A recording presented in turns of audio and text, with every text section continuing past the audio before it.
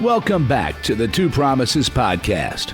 Let's dive right into another exciting adventure with BD and crew as he pursues his new passion of one day finding the most epic bourbon. The Two Promises team send their special thanks to Hobie and the Huckleberries for their masterful theme music. So grab a glass, relax, and enjoy responsibly. Baby says she's leaving if I don't stop drinking wine. So I switched to whiskey, now I'm feeling fine. Drinking that smooth, smooth whiskey. No more wine. I like straight bourbon. Baby, you try the ride. Welcome back to the show, everyone. Super excited to have a very special guest. He is a Navy SEAL brother who has had a career extensively in the SERE realm.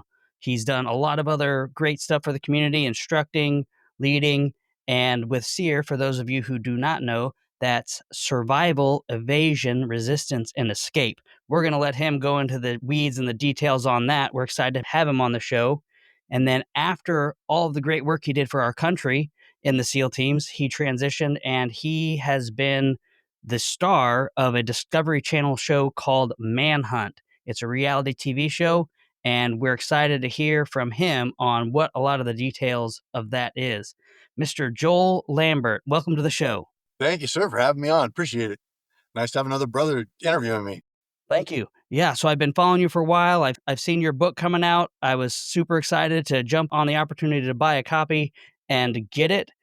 And man, thumbing through it, it is extremely, extremely detailed, very thorough. It leaves absolutely nothing to chance, to guesswork. I mean, down to the calorie count of the food you recommend, it's all in here.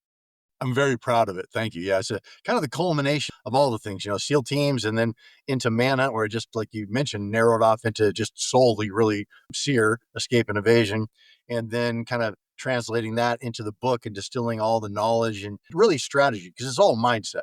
It's strategic and tactical thinking and having the tools in your toolbox to be able to select and make strategic choices and build a complete, just a resilient, safe place for you and your family. So it's kind of the culmination of my whole career, and I'm pretty proud of it. That is super awesome.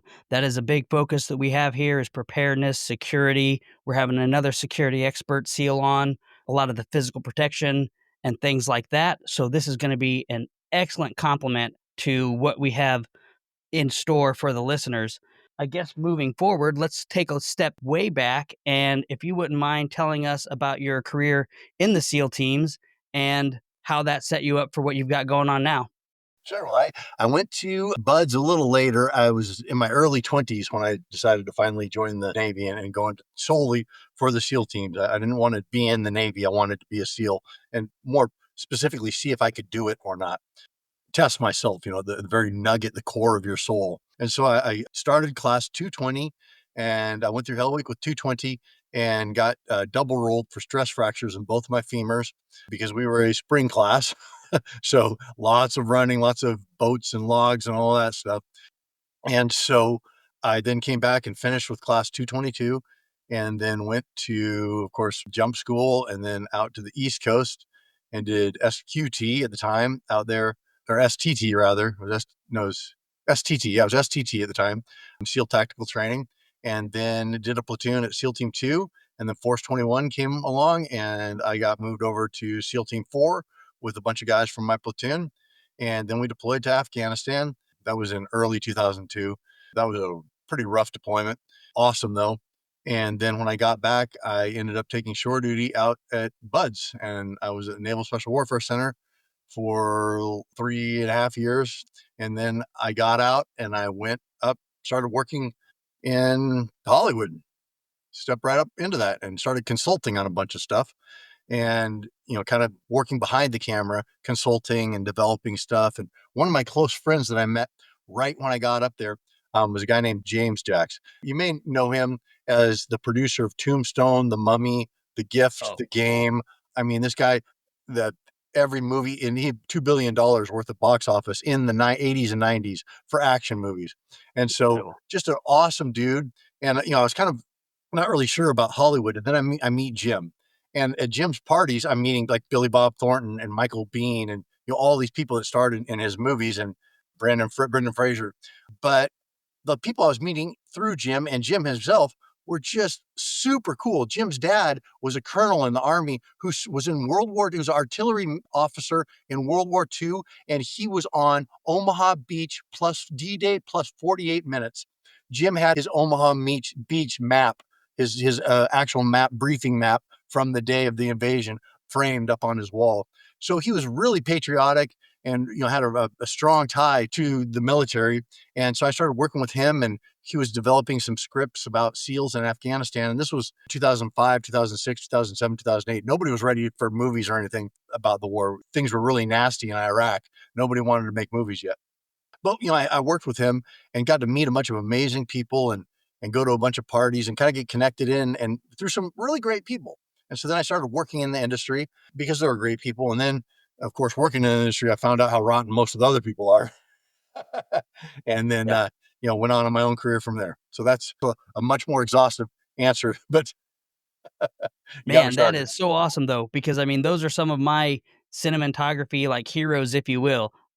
Tombstone, incredible film. A lot of the other films that you mentioned, just epic. In fact, on my 6th deployment, we used a like a logo. Our platoon logo was kind of the face of Doc Holliday. Awesome. Yeah. So, Awesome. and we also made a 5-gallon run of a bourbon that I'm hope to push out eventually to market. He was a huge inspiration for what our platoon kind of core was. So I love that movie, and Jim tells stories about it all the time. And my last memory of Jim was in December. It was Christmas time, and Jim would always, if he didn't have a date to any of these cool parties, he'd always put me down as a +1. So I go to the Christmas party with Jim, the universal Christmas party. Like their main, not their one for office workers and stuff. This is like their tier 1 for the execs and all the A-list actors and stuff. The universal Christmas party at the Chateau Marmont in Hollywood.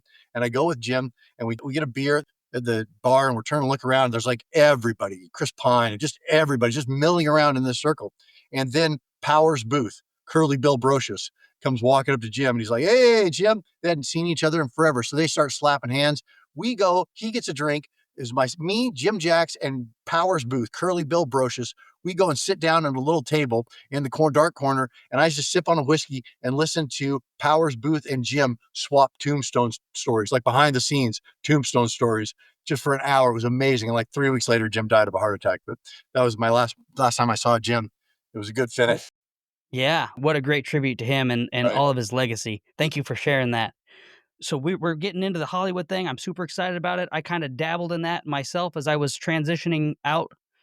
However, I'm kind of curious if you could share with our listeners a little bit about the depth of your experience in the SERE schools that you went through. So you didn't just do the basic SERE school that every SEAL does. You went way above and beyond that and dove like in headfirst. Yeah, so I went to SERE because, what it's like in your first platoon. I think it was my first platoon. And, you're just kind of there shoving you wherever, they just check all the blocks. And then if stuff pops up, they just send 2 or 3 guys. So 2 or 3 guys from my first platoon and I went to the original SERE, like the basic SERE in Maine, I believe it was. And it was a winter SERE class in Maine. And that was basic SERE. Crazy experience. I mean, I had a lot of negative experience. There were some really funny stories, but it was, the most incredibly immersive. I mean, they build this scenario out so well and so completely that you go through. And I was really fascinated with, because all the survival, all the primitive skills, all the tracking, all the booby trap, all the John Rambo stuff, all that stuff was really intriguing to me. And this is a lot of what I thought more of the SEAL teams would be like, before I joined, kind of our imaginary, what it's going to be. The brochure was kind of like a lot more John Rambo SERE type stuff. And even though it sucked, I was really fascinated by all the survival, all the tracking, the booby traps, the psychological games, and then the capture and the resistance and all the psychological games that went on there. And it was just this immersive, crazy, it just kind of lit me on fire. So I was like, this is really cool. And it's kind of masochistic because really having a bunch of SERE schools doesn't do anything for you in the Navy at all. It just was something that I really dug. And so then I went to Desert SERE in the West Coast and learned all the desert specific stuff. And I just got turned on by this stuff. And so then when I'm out and I'm in LA now, I'm in Hollywood and I'm working with Jim and I'm doing a lot of, weapons consultations on scripts and military advising on certain things. And I'm doing a little bit in front of the camera, but not very much. I'm doing a lot behind the camera. And then a friend of a friend reached out to me in a veterans group in LA. And he said that he had a friend who was developing a television show, which everybody in Hollywood is, you've done a little, everybody's got something, it's, developing a television show. Sure. You're a waiter and you had an idea when you're taking a shit one day, that's about, it could be at that level, or it could be, something that's about to get purchased by a major network. You have no idea. But he said this guy was looking, he had an idea for a show. He was developing a television show and he was looking for former special operations personnel with a strong background in tracking and escape and evasion. And I had that. And of course, I had a career in the SEAL teams. And so this was a friend of a friend. And so whatever, I sent him my resume. And then the guy calls me up, super excited. Turns out this guy's a former Green Beret, super excited, chatting with him. And he's like, can you fill out your resume? Can you go through your schools? Can you send me some tape on you? Can you, send me some? So I'm sending him some stuff. And he's like, he loves it. It's fantastic. I film myself asking some questions for whoever his partners are. I don't know. I'm not paying attention to whatever BS I think this guy's got going on as far as whatever show fantasy he has in his mind of what he's creating. But I send him stuff and do a little video interview with him for whoever this is that he's working for. And then he calls me up, a couple of weeks go by and he's like, hey, can you come out to the Palm Desert with me and shoot some, and I want to get some tape on you. And I said, actually, I can't. I've already done enough. I've sent you so much stuff. I've done some video interviews for you. I've kind of helped you develop this thing. And I just got other things to do. And he said, well, I'll pay you. I'm like, I think it was only like $300 or $400, but I'm like, okay, I can get out of LA. I've got no money at the time. I'll make a few bills. He'll put me up in a hotel. I'll go run around the desert and shoot his crappy little, whatever he wants to shoot, sizzle reel with his buddy and their Super 8 camera or on their iPhone or whatever they're going to do. And then the next day I'll go climbing in Joshua Tree. Cool. All right. It's a great weekend. I get out of LA and my weekend is covered. So I'm like, all right, I'll go do that. So I'm driving out to Palm Desert, Palm Springs, 29 Palms area. And I'm driving out and I assuming, they're going to put me up in some crappy little Super 8, which is fine. I've got some climbing gear. I've got my shit. And he also told me prepare some booby traps to demonstrate. I don't prepare anything. I'm done working without any pay. So I drive out. I'm assuming I'm going to be on like a Super 8 and I'm following the directions. I've got MapQuest out and I'm driving down this long driveway and there's palm trees. I'm like, wow, this is pretty nice. And I drive up, pull up to this big circular driveway where there's like Maseratis and Benzes and Ferraris lined up. This is a beautiful resort in Palm Springs. I'm like, wow, guys really springing for this. So I go check into the hotel and I get some materials they give me and I go to my room and sit down and the phone rings. I'm like, hello? And there's this female. She's like, Mr. Lambert, I know you're not scheduled to work till tomorrow, but the vice president of Discovery International, SERE Davies, just flew in from London and she's wondering if you'll have dinner with her tonight. And at that point, the light bulb finally goes off above my head. I'm like, oh, this is actually real. This is something. There's something really going on here. And so then that night I go out to dinner with Sarah and she's awesome. She's this big British woman, really brash and hilarious and a little caustic. And so I drink a little too much whiskey, tell a little too many, I get a little raunchy with some of my team guy stories and stuff, but apparently it works. As you really do. well. Yeah, as we do. And so then the next day I go run around the desert and I'm shooting and they've got a little film crew, like a small little film crew. And they had a couple other guys. They had a SAS guy they flew in from Hereford that they were looking at and another dude, an American guy. And so they test us and we run around, they kind of test our knowledge, ask us certain things. They got an SAS guy there who's kind of running with, who's advising. And he's like, so what would you do right here if you're on escape and evasion? If you had this scenario, how would you move through these? I'm just moving through and doing what I do and talking to the camera as I'm doing it. And then they want a booby trap. I'm like, oh shit, I didn't really do that. So I find some telephone wire in the desert because there's a bunch of blown up, old buildings were running around and a cinder block. And I make a real rudimentary tripwire and crush a Coke can. I found out with the cinder block that I hung up through a doorway and they absolutely loved it because I kind of pulled it out of my ass. And so then at that point, I just knew that this was what I was going to be doing. I just had no doubt. And so then a couple of weeks later, they called me up and said I had got the show. And I'm like, oh, great. I knew I did. I knew it was mine. And then, sometimes in life, things line up perfectly. And you go, this is what's happening. And that was what this was. And so I knew that. And then we shot our first pilot episode in Arizona. It was brutal. And it was funny because we're doing the development for the show. And so there's all these Discovery Channel. Of course, it's on Discovery Channel.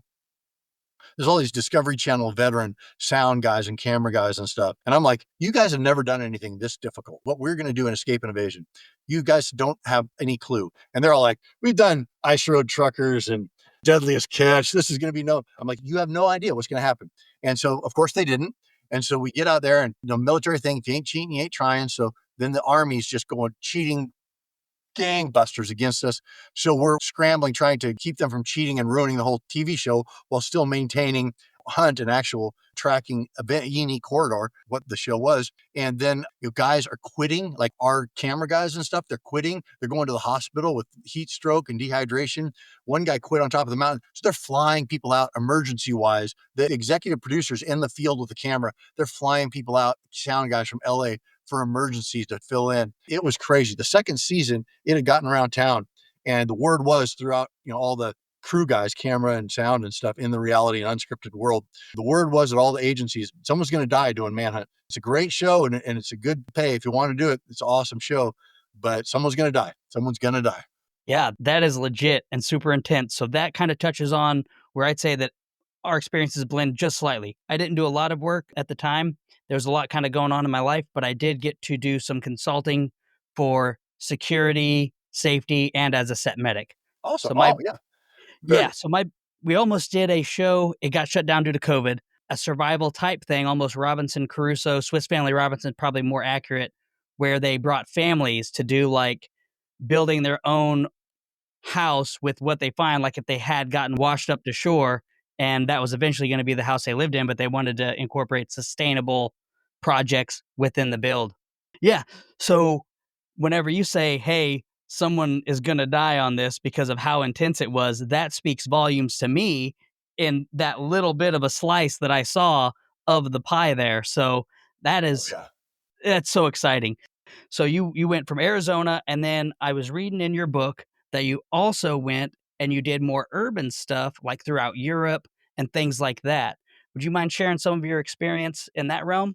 Yeah. Well, the first season we did almost everything in different ecosystems, but in the wild. So it was places like, Inner Mongolia, some of the Pearl Islands off the coast of Panama, the Bieszczady Mountains in Poland, right on the border of Poland and Ukraine, with a lot of human trafficking and smuggling going across. So mostly in wilderness type areas. But then we designed one of them where we're going to go to South Korea and go against the South Korean KNP, I think is what their unit is, which is their Korean National Police. It's their FBI, like HRT. It's their tier 1 strike / cop military, paramilitary type.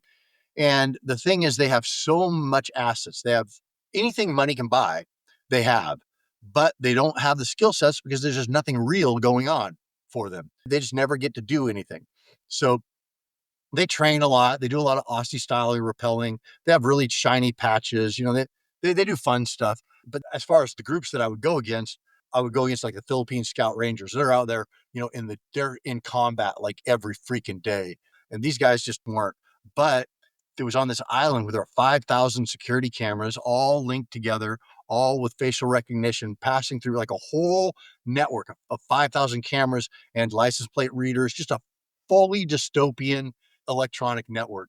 And I get there and I had a whole bunch of plans because when I'm getting ready to do an episode, I, of course, research where I'm going to be, all the basic stuff, food, water, shelter, temperature differential, availability of water, medicinal plants, edible plants, venomous snakes, venomous bug, all the stuff I need to know for the environment I'm going to be in.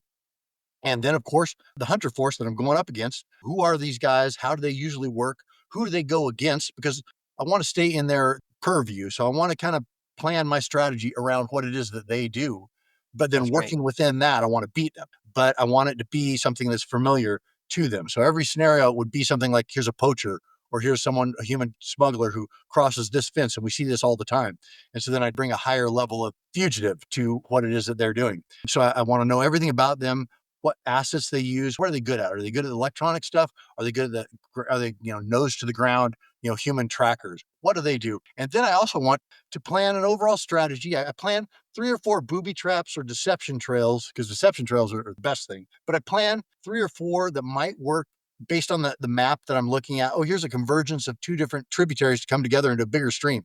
What kind of cool deception or booby trap could I do there if circumstances force me into this area? So I have 4 or 5 things that are halfway thought out, and I make sure I have what access to whatever I might need to do that on the day. And then when I'm actually on the run and I come across and I'm like, oh shit, here's that place where those tributaries came together.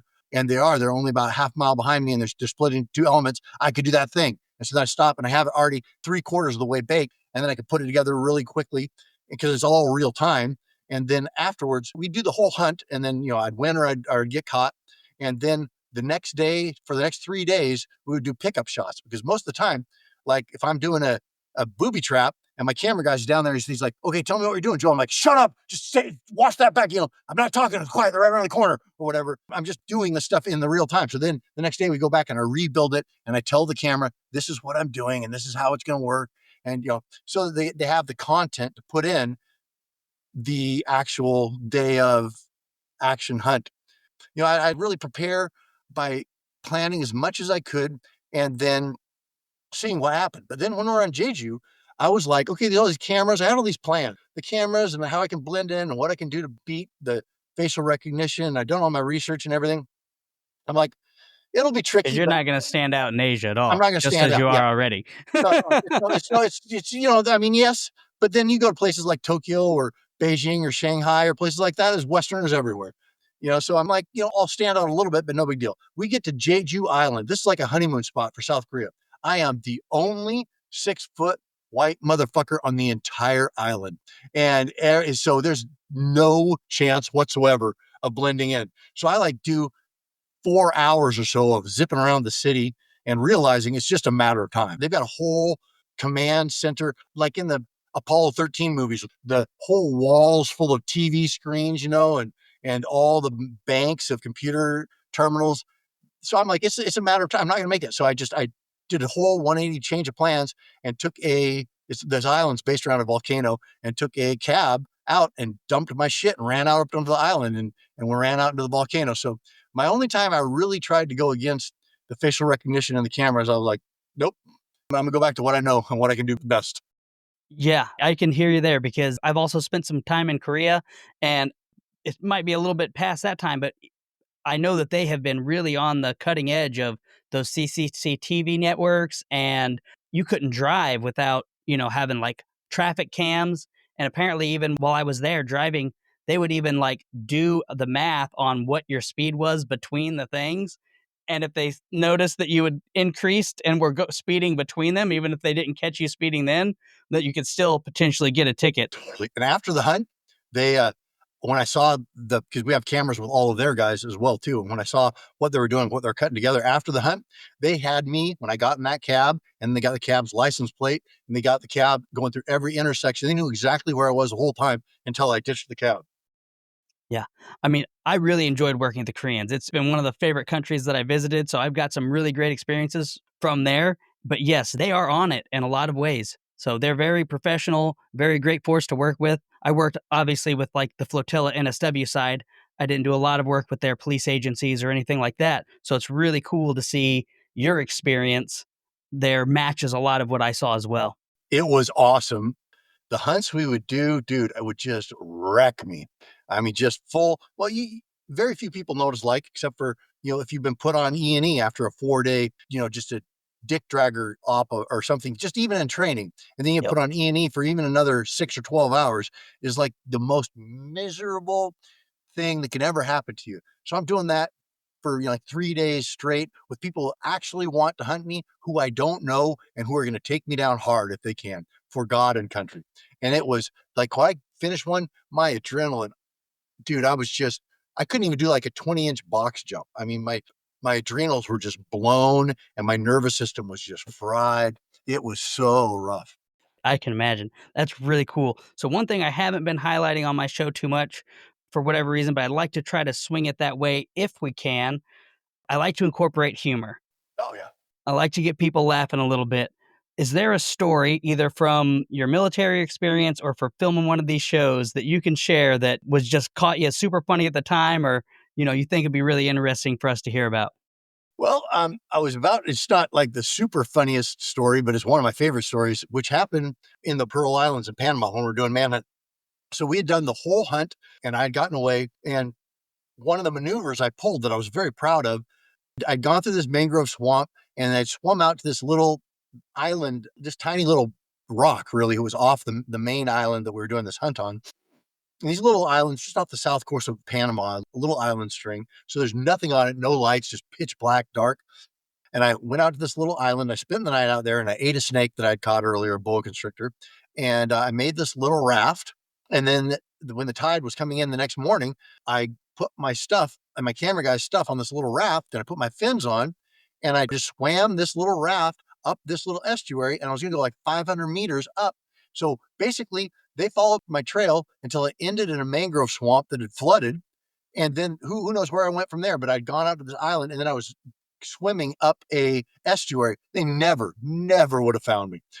So I'm swimming up and then I see some caiman swimming around. I'm like, okay, time to get out. So I got out a little earlier than I expected and they picked up my trail. But so I got away. The end of the hunt, we had to go back and shoot some more content on the little island I was on. So we went out to the little island and did it at night, a couple nights later. And we do all the content. And then we get back in this little boat. It was like a little Zodiac, but we had 5 people in it and we were like hanging on to each other so you didn't fall out. We had a 1.5 horsepower engine. It was a tiny little rubber raft.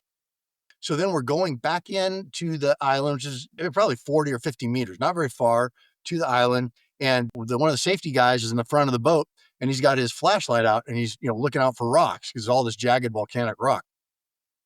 So he's looking out for rocks and all of a sudden we hear this and I'm sitting right across, jammed in from my producer, Brian Nat Miller is the producer, long red hair, it's built like a giraffe, has a neck about this long.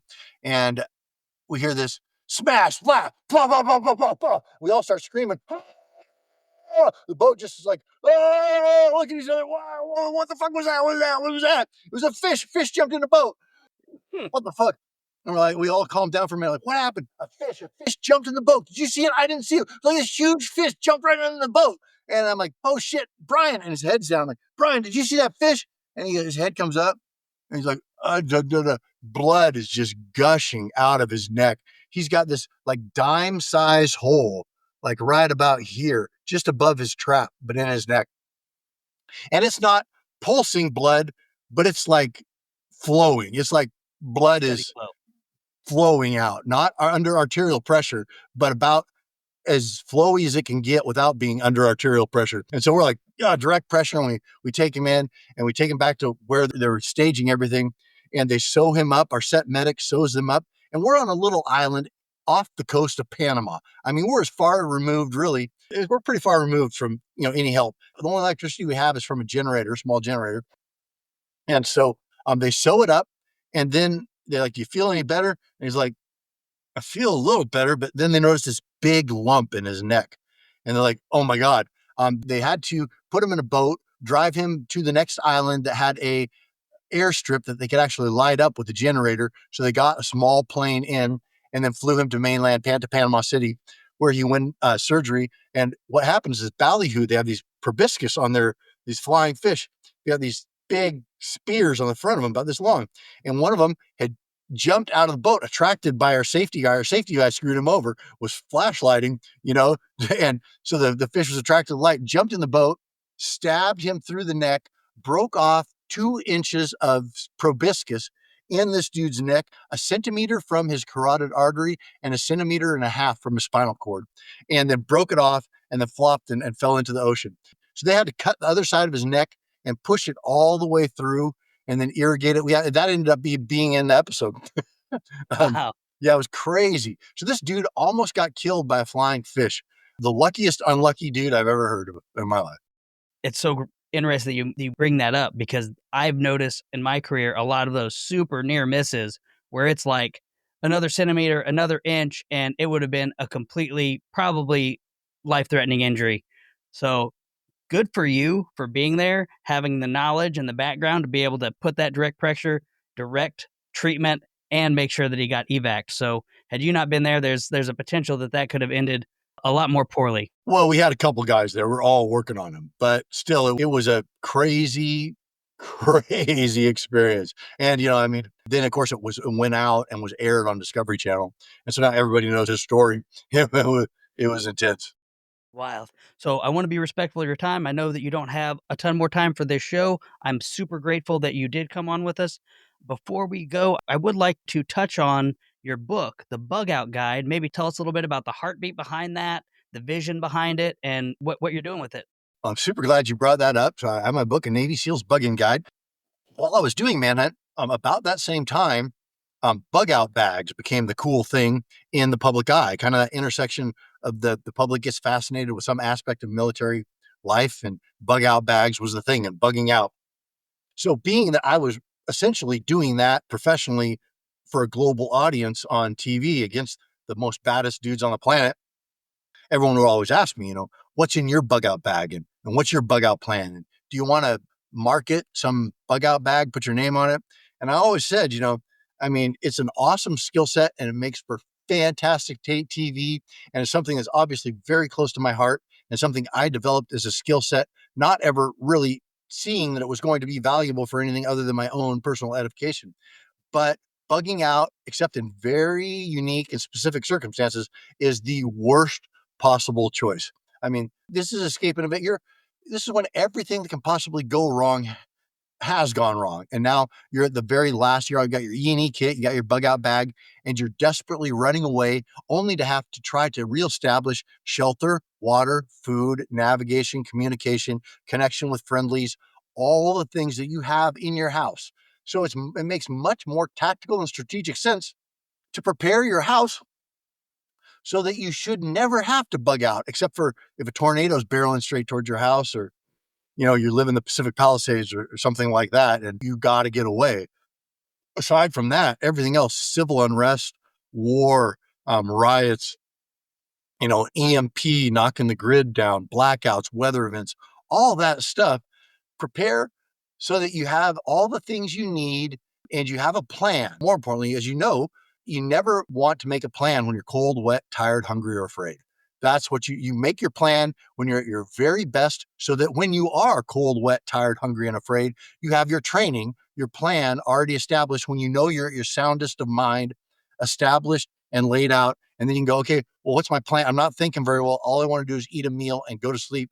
But here's my plan. Okay, here's what we got. Boom, boom, boom, boom. Execute, execute, execute, So I put in here a guide, and there's something in here for everybody. Seasoned preppers, seasoned bushcraft people. There's something in this for them, but I mostly wanted to write it for people who are not preppers, who are not thinking like we think and have that mindset where you're just naturally protecting your house for your family and stuff. It's just, you can't not do that. That's just something that's wired in our DNA. Well, it's not wired in everybody's DNA. And there's a lot of single mothers out there and families that never thought that we'd see what we've seen since 2020 or 2017 until now.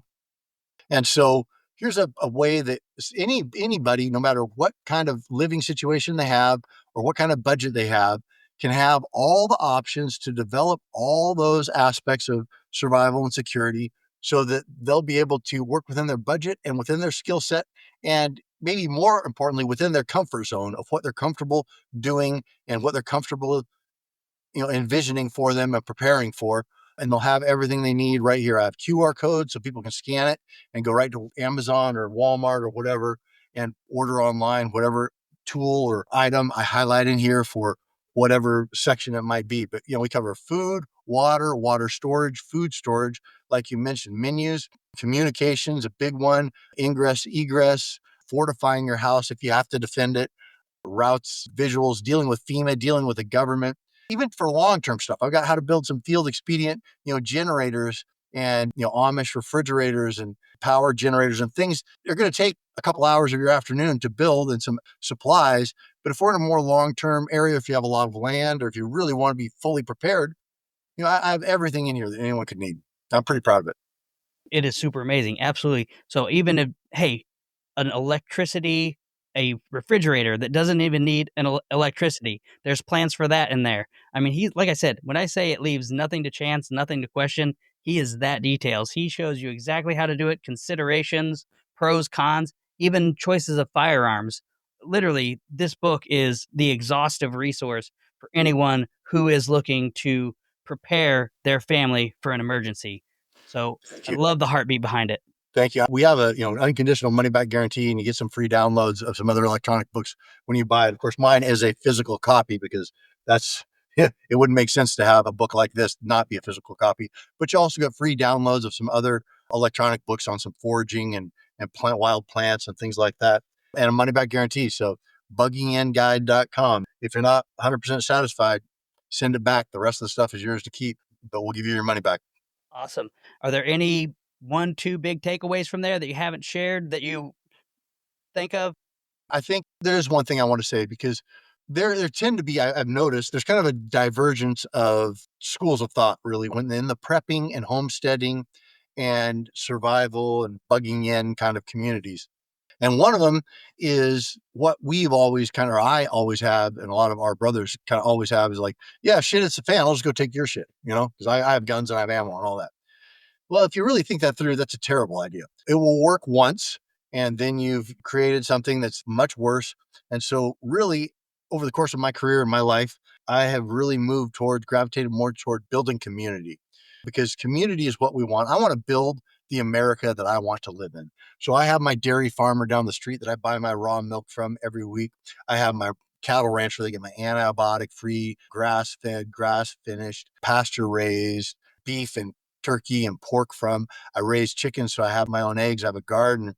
I have bees. I know the herbalists in my town, and I know all these people, and they can come get things from me, and I can get things from them. And if shit were to hit the fan, and everybody from Nashville is now starting to come out here to the country to try to get all the things that they can't get.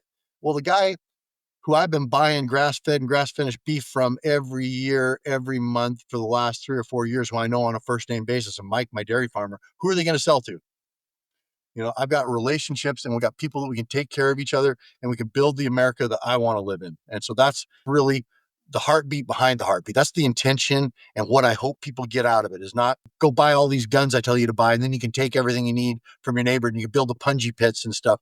No, don't do that. You're going to kill your neighbor's cat, your kid, his kid, and his dog's going to get stabbed up, and then your neighbor's going to hate you, and everything's going to go to shit. So build community, build the America that we want to be in, because this kind of stuff is not just for shit hitting the fan. This is for connection to the life that we live. And I absolutely love that. That's a big part of our heartbeat here too. And that's a great place to put a pin on it.